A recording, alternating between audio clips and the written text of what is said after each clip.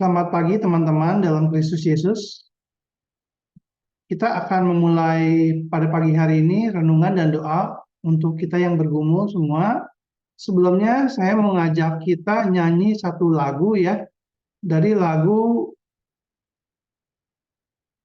lagu ini ya, lagu Tenanglah Jiwaku ini, nyamanlah jiwaku, tapi dalam lirik yang berbeda dengan yang biasa ya. Ini teman saya yang Stefani Liman Putri.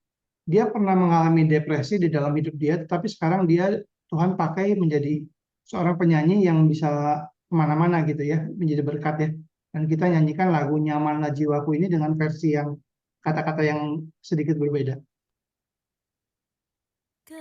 Ketika damai bak sungai yang mengalir, duka bak ombak bergulir, apapun yang datang, kau telah ajarku. Tenanglah, tenanglah jiwaku.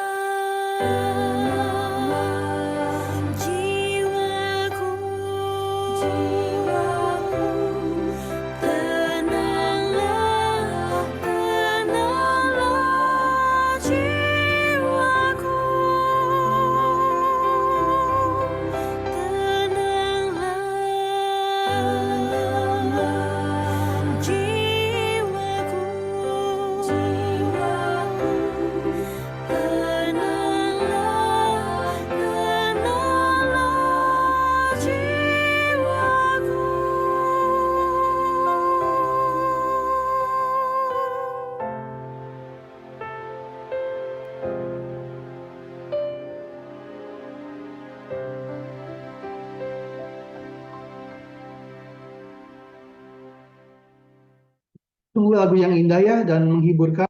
Ketika kita punya Tuhan, kita bisa menenangkan jiwa kita ya. Nah,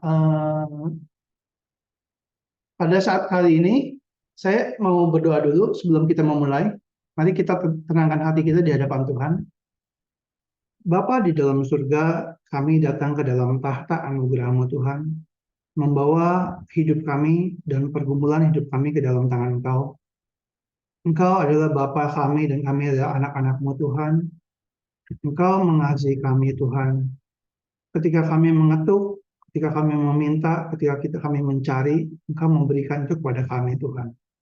Engkau tidak memberikan kami ular pada kami meminta roti. Dan Engkau memberikan kami Roh Kudus-Mu kepada kami Tuhan. Engkau memberikan kami firman-Mu, Engkau memberikan kami cinta kasih-Mu Tuhan. Dan Engkau juga memberikan anak-Mu yang tunggal Tuhan Yesus Kristus untuk mati di kayu salib untuk dosa kami Tuhan. Terima kasih pada pagi hari yang indah ini Tuhan. Kami sama-sama mau merenungkan firman Tuhan. Kiranya Roh Kudus-Mu saja yang menguasai hamba-Mu Tuhan di dalam segala keterbatasan dia. Supaya kiranya kata-kata yang diucapkan hanya berasal dari Tuhan saja. Dan boleh memperkuat, menguatkan iman teman-teman yang mendengarkannya. Kami berdoa di dalam satu nama, yaitu nama Tuhan Yesus Kristus kami mengucap syukur. Amin. Shalom teman-teman dalam Tuhan Yesus. Pada pagi hari ini saya Pak Jeffrey mau membawakan soal tentang kuasa firman bagi kita yang para GKM ya. Kalau kita sebagai orang GKM, tentu kalau yang misalnya kita bergumul dengan bipolar, schizofren, dan lain-lain, kita nggak boleh lepas dari obat ya. Obat itu suatu hal yang penting karena obat itu mengobati aspek di dalam biologi fisik kita ya, fisik dan biologi otak kita ya. Tapi ada aspek yang penting juga, yaitu adalah firman Tuhan. Jadi ini jangan kita abaikan. Kalau misalnya ada ayat kan yang bilang hidup manusia hidup bukan dari roti saja, tapi dari setiap firman yang keluar dari mulut Allah. Nah, makanya saya juga merenungkan bahwa orang GKM, kita orang GKM, pulih bukan dari obat saja, tapi dari setiap firman yang keluar dari mulut Allah, yaitu obat rohaninya. Nah, sebelumnya saya mau ngajak membacakan satu ayat ya, beberapa ayat mungkin ya. Yaitu pertama saya bacakan dari Yohanes 1 ayat 1 sampai 3. Dikatakan begini. Pada mulanya adalah firman. Dan firman itu adalah bersama-sama dengan Allah dan firman itu adalah Allah. Ia pada mulanya bersama-sama dengan Allah. Segala sesuatu dijadikan oleh Dia dan tanpa Dia tidak ada sesuatu pun yang telah jadi dari segala yang telah dijadikan. Dikatakan bahwa pada mulanya adalah firman. Di dalam bahasa Yunaninya dikatakan pada mulanya adalah logos. Pada mulanya kata per kata logos ya.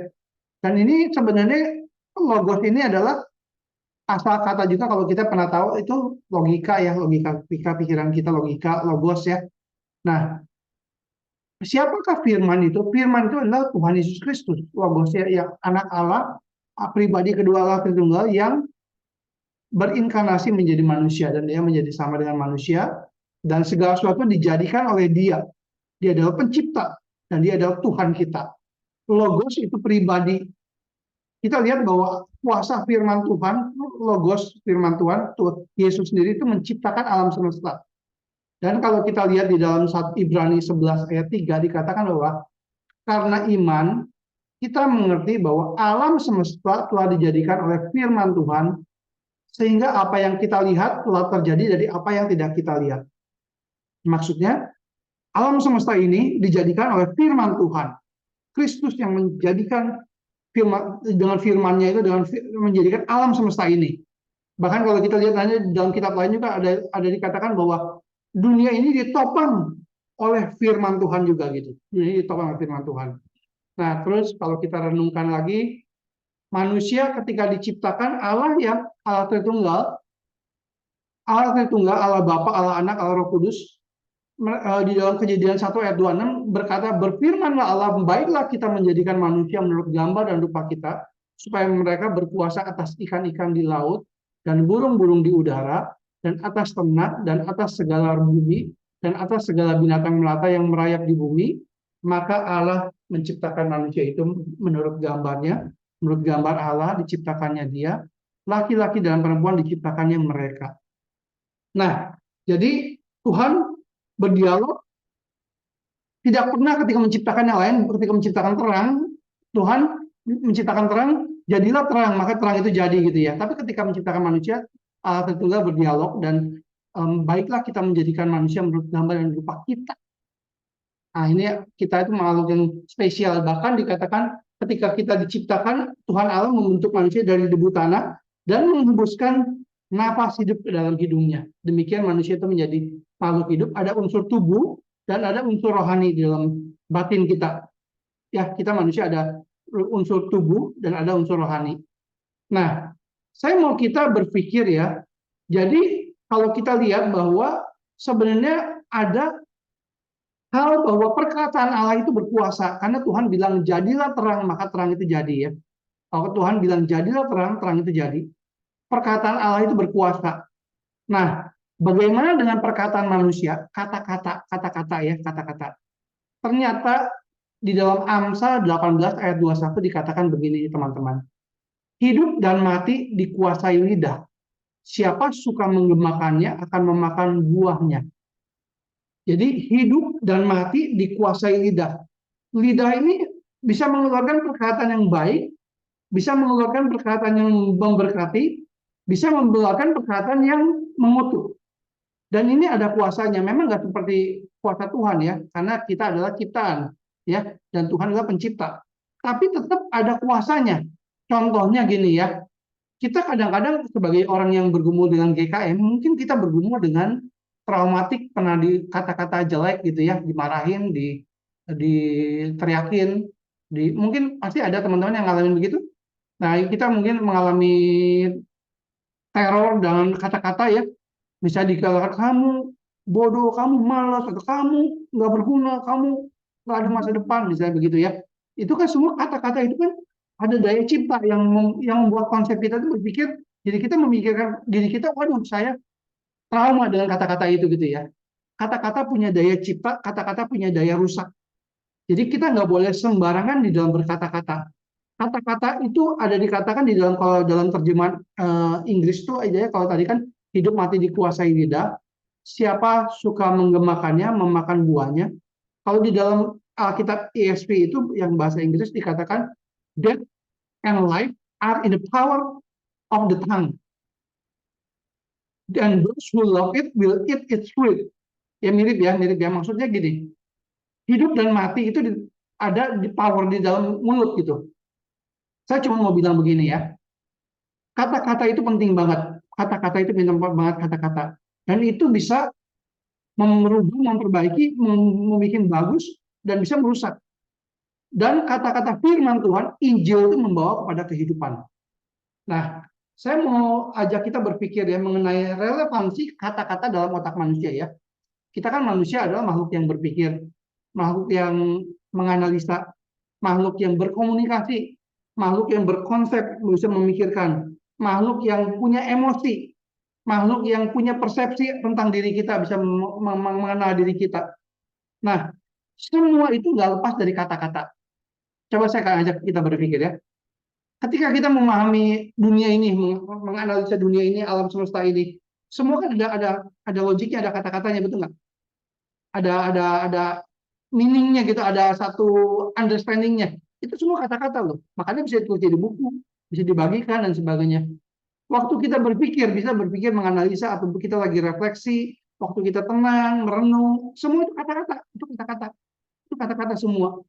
Waktu kita misalnya perasaan kita ada kata-kata yang positif, itu kita bisa bahagia, betul nggak?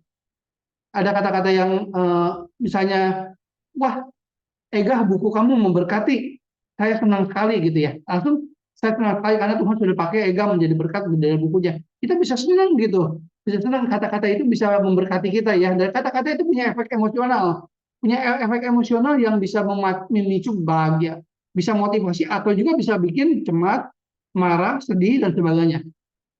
Nah, kata-kata juga bisa kita membentuk persepsi diri kita. Siapa diri kita itu?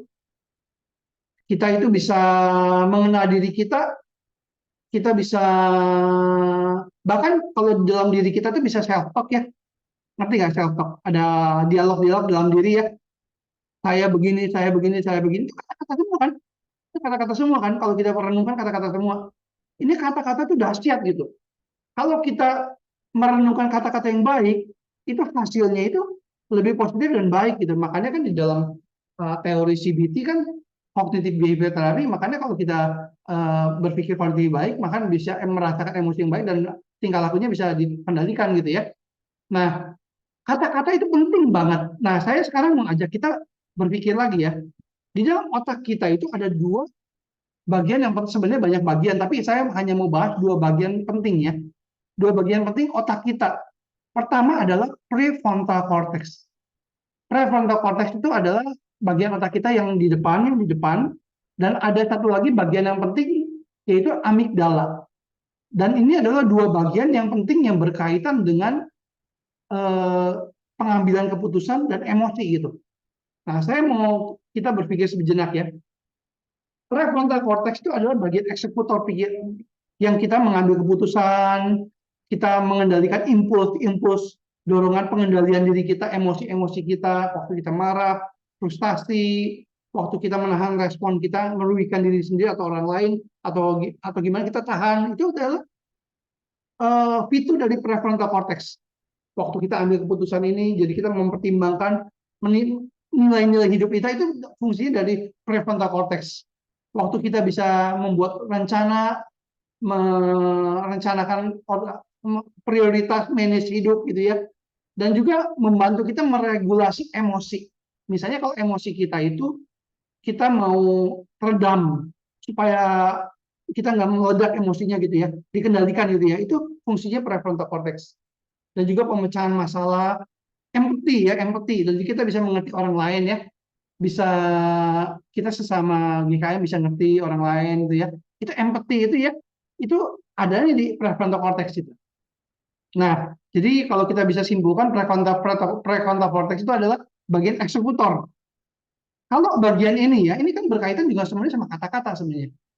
Kalau jelas ya, kalau ada disfungsi, ada gangguan di dalam prefrontal cortex itu bahaya. Kenapa? Karena jadi cenderung kita nggak bisa mengendalikan emosi kita. Cenderung nggak bisa mengendalikan emosi kita. Itu kan kita pernah lihat, mungkin kalau yang teman-teman lihat itu yang pernah dikirimin tuh butterfly effect ya, yang dari masalah kecil jadi akhirnya jadi berkembang, jadi besar. Itu kalau prefrontal cortex nggak mengendalikan, itu semua masalah bisa jadi besar gitu. Makanya kita mesti bisa penguasaan diri gitu. Prefrontal cortex itu bagian otak yang penting. Jadi kalau ada orang-orang yang mengalami seperti PTSD atau depresi atau kondisi-kondisi trauma dan sebagainya, itu prefrontal cortex itu bisa ada kerusakan. Tapi ada pengharapan bagi kita. Kenapa? Karena brain kita itu ada sifat neuroplastisitas.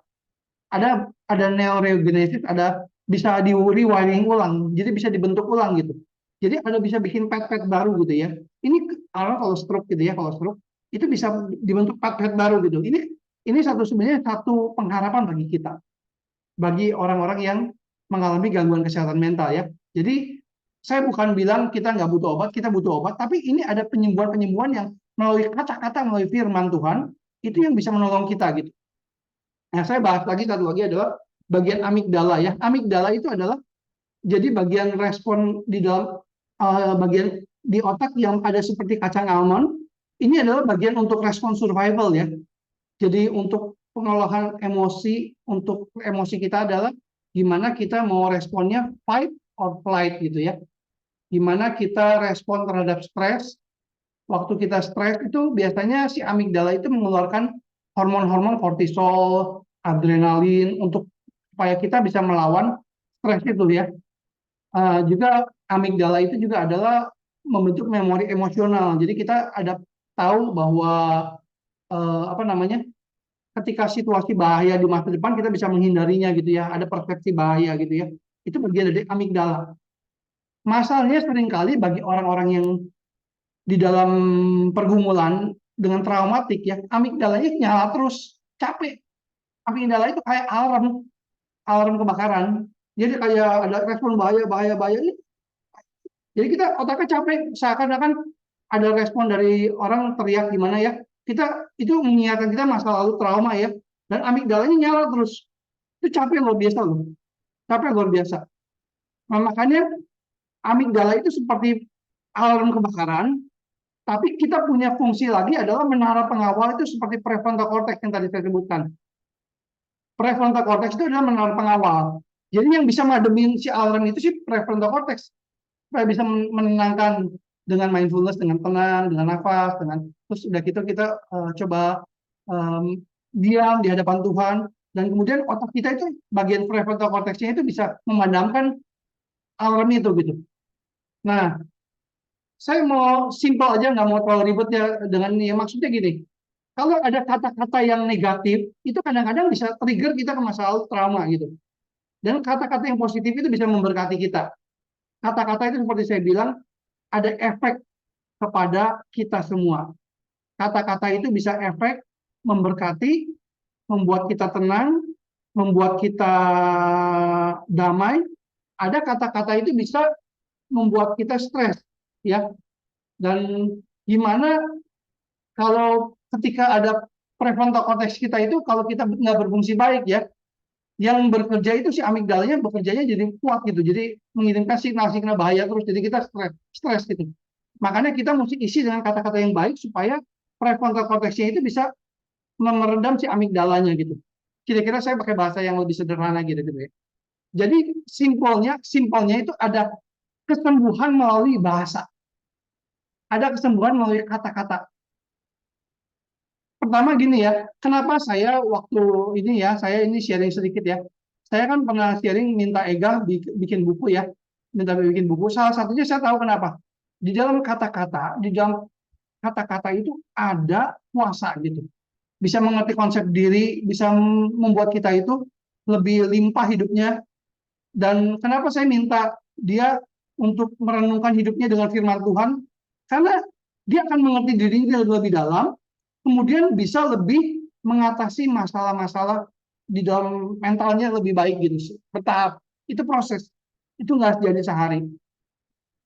Nah, kalau kita lihat di dalam Kejadian 1 ya, ketika Tuhan menciptakan langit dan bumi, dikatakan Tuhan berfirman, jadilah terang, maka terang itu jadi, betul kan ya? Dalam Kejadian 1 ayat 1 sampai 3 ya. Kemudian kan dikatakan sebelumnya itu bumi belum berbentuk dan masih kosong. Dan roh Allah melayang-layang di atas permukaan air. Kemudian Tuhan berfirman, jadilah terang, maka terang itu jadi. Kalau kita lihat bahwa pada saat itu adalah kegelapan, adanya keotik, kekacauan, adanya kekosongan. Dan ketika Tuhan berfirman, maka yang gelap itu menjadi apa? Terang. Yang keotik, yang kacau itu adalah menjadi apa? Menjadi teratur. Ketika yang kosong itu menjadi apa? Menjadi isi. Dan saya percaya firman Tuhan punya kuasa ini terhadap hidup kita. Firman Tuhan punya kuasa ini terhadap hidup kita. Ketika firman Tuhan diberitakan, itu dia bisa mengubah yang konsep-konsep kita yang gelap, yang salah, yang kita itu diisi menjadi ditenangi oleh firman Tuhan. Ketika kita yang ada pikiran yang chaos, yang kacau gitu ya, Tuhan bisa ubah menjadi struktur. Yang kosong, hidup kita yang kosong, yang kesepian, yang emptiness dan semuanya, Tuhan bisa menjadikan isi. Dan ketika kita ada di dalam kematian rohani juga, Tuhan bisa memberikan hidup melalui firman-Nya. Nah, ini penting sekali ya. Nah, saya ingin bacakan waktu perenungan lagi seperti yang perenungan hari Senin ya, satu ayat lagi. Dikatakan dari Mazmur 1, jalan orang benar dan jalan orang fasik. Berbahagialah orang yang tidak berjalan menurut nasihat orang fasik, yang tidak berdiri di jalan orang berdosa, dan yang tidak duduk di kumpulan kaum cemooh. Tetapi yang kesukaannya Taurat Tuhan, dan yang merenungkan Taurat itu siang dan malam. Ia seperti pohon yang ditanam di tepi aliran air, yang menghasilkan buah pada musimnya, dan apa saja yang diperbuatnya berhasil. Ya, ini ayat dari firman Tuhan. Firman Tuhan kalau kita renungkan baik-baik, itu akan membuat hidup kita, janji Tuhan, berbuah. pada musimnya, ya. Dan kita akan yang diperbuat kita akan berhasil. Jadi ini bisa membuat kita bertumbuh. Walaupun kita seorang GKM, ada pengharapan dalam firman Tuhan. Walaupun mungkin proses, ada waktunya, ada waktunya. Saya mau berikan contoh beberapa hal ya. Ini ada contohnya kesaksian nyata ya. Pertama saya mau ngasih contoh pertama dari Helen Keller. Dia kan seorang yang buta dan tuli, betul kan ya? Buta dan tuli, kan ketika itu dia itu orang yang sering frustasi, perilakunya agresif, temperamental, dan frustasi. Tapi ketika dia dibimbing oleh gurunya Anne Suprilan, dia diajarin firman Tuhan, dia kan pakai Braille memahami firman Tuhan. Firman Tuhan bisa mentransformasi dia, akhirnya nanti ujung-ujungnya dia baik gitu, dan bisa dia bisa menjadi orang buta tuli yang lulus uni yang pertama kali. Dia penulis buku produktif dan inspiratif, yang orang yang terkenal sekali yang inspiratif ya, Helen Keller. Saya mau kasih contoh satu lagi adalah dua lagi ya. Pertama saya sendiri. Saya itu traumanya banyak, banget, dan sering kali itu banyak apa ya namanya? Ya susah ya, banyak ceritanya panjang, tapi intinya gini. Saya dulu itu waktu saya mengalami depresi, saya nggak tahu mengekspresikan diri, itu nggak tahu emosi ini apa, di labelnya apa gitu, nggak tahu itu pergumulan saya itu dengan emosi itu, aku nggak bisa ekspresikan diri, susah komunikasi sama orang, susah terbuka sama orang, susah susah untuk bergaul, takut, cemas, social anxiety, dan juga terus bergumul di dalam kehidupan banyak gitu ya. Tapi ketika saya makin mengenal firman Tuhan, saya makin dibukakan ketika saya bisa bercerita kepada orang, bisa juga saling mengaku dosa, juga bisa makin pelong gitu, makin bisa melabel emosinya. Karena kalau kita bisa melabel emosi, itu memberikan kepekaan kepada kita untuk ada kuasa untuk mengontrol emosi itu gitu. Makanya kita mesti bisa label emosi kita gitu. Ini saya lagi ngalamin apa sih? Saya kadang-kadang waktu dulu ya teman-teman ya, saya nggak bisa ngalamin loh, nggak tahu itu saya lagi ngalamin apa. Yang jelas semuanya sesak gitu, dan kacau, makan apa gue tidur terus juga gitu kayak. Semakin dengan firman Tuhan, semakin kita bisa menginternalisasi. Karena firman Tuhan itu kayak cermin kita tuh jadi dibuat mengerti diri kita gimana gitu ya. Nah kemudian satu lagi adalah cici saya. Cici saya itu ya, cici saya itu dia juga sebenarnya kena bipolar. Nah, dia dulunya ada trauma-trauma masa lalu, dan dia mudah sensitif gitu ya, mudah sensitif, mudah stres gitu ya, mudah mudah tersinggung dan mudah marah gitu ya. Dan karena dan juga ininya apa, emotional life-nya itu gampang terganggu gitu, dan analisanya nggak dalam gitu ya. Karena itu fungsi prefrontal cortex-nya saya percaya ada terganggu gitu ya.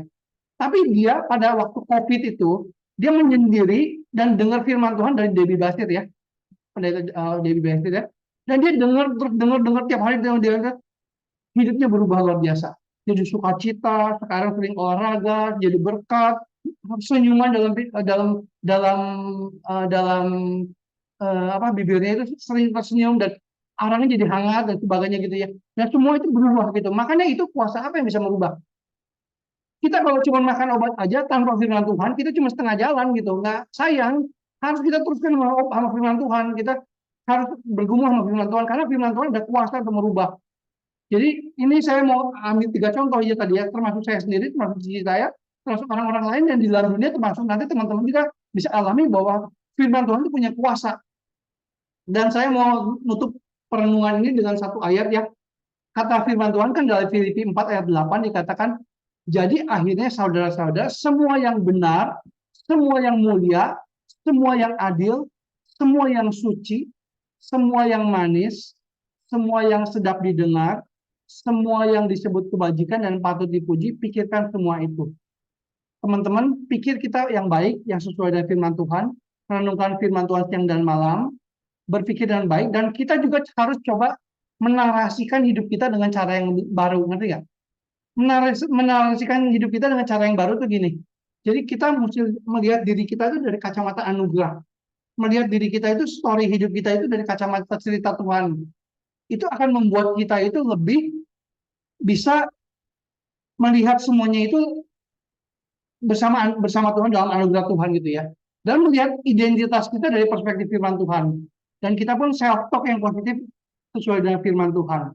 Pikirkan semua yang baik, pikirkan semua yang baik, maka semua itu akan memberkati kita gitu. Semua itu akan memberkati kita, akan membuat kita bertumbuh di dalam Tuhan. Sebelumnya, sebelum tutup, saya mau ngajak kita berdoa bersama-sama ya untuk firman Tuhan ini. Bapa di dalam surga, terima kasih Tuhan, firman Tuhan sudah diberitakan.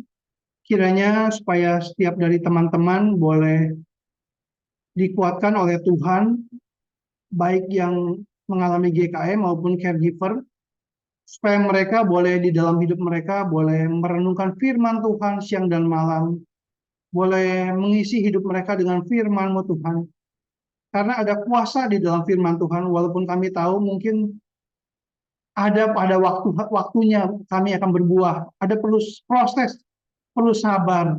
Kami merenungkan firman Tuhan, tapi itu janji firman Tuhan bahwa apa saja yang kami perbuat akan berhasil. Tolong Tuhan untuk orang-orang kami semua yang bergumul dengan GKM Tuhan, dan juga untuk caregiver, berkati supaya kami terus bertemu dalam firman Tuhan.